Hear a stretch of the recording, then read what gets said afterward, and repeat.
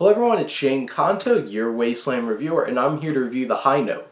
And I remember seeing these trailers for this film, and I'm like, okay, I think I could enjoy this, and expecting to obviously see this in a theater, but it gets released on virtual cinema instead, and I got to watch it this past Friday. And overall, I had a lot of fun with this. I enjoyed this film.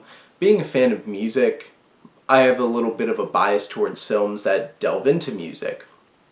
And this is directed by Nisha Ganatra and written by Flora Greason, and I feel like this film has aspects that really work for it and some aspects that feel underdeveloped, and they're a little bit of a distraction from the overall story. And this film's almost 2 hours long and really centers on Dakota Johnson, who is this assistant to this famous musical artist, Grace Davis. And I'm not the hugest fan of Dakota Johnson. I feel like she's the weakest link in a lot of the things that she's in, especially like Bad Times at the El Royale. I thought she was by far the weakest link of the main cast in that.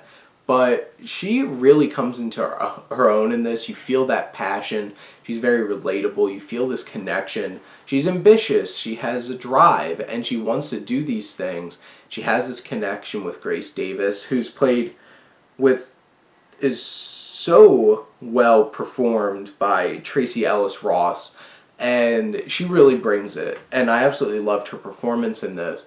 And who has this connection with this character, Grace Davis, who really wants to see her.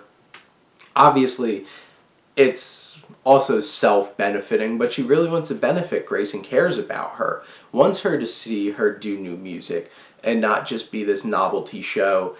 And her manager, Ice Cube, who's a lot of fun in the film, does his thing and wants to just like keep pushing her nostalgia train. And those aspects, the music industry aspects, I really, really enjoyed about this film. And that's what it seemed like based off of the trailer, but there's a lot of time spent on Dakota Johnson working with and falling for Kelvin Harrison Jr.'s character, who's this young singer-songwriter, and they spend a lot of time developing a relationship, a lot more than I was expecting, and it never really fully clicked. Obviously, they both have enough charisma and they have some chemistry together, but I don't feel like their relationship was ever developed more than just another rom-com cliche.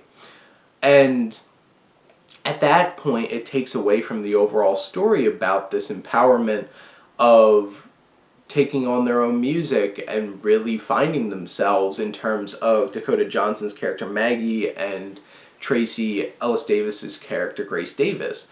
So I felt like it wasn't balanced enough. They didn't really spend enough time.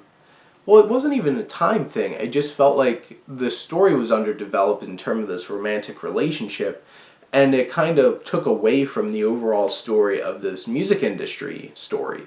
And then the story makes some choices that kind of pulls everything together, and I'm not sure I was really sold on it. Felt a little shoehorned in to build a stronger connection, but it does have some does bring about some emotional moments, especially because the cast is great. Because Kelvin Harrison Jr. is a fantastic young actor, and everybody really delivers in this film, which I really appreciate. Like Bill Pullman has a little role as Maggie's dad too, and he's very earnest, but it feels very cliched and it feels a little too convenient, especially towards the end.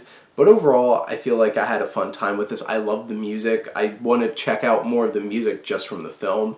There's one particular song that Grace Davis creates at the end of the film, and I loved it, and I enjoy listening to it.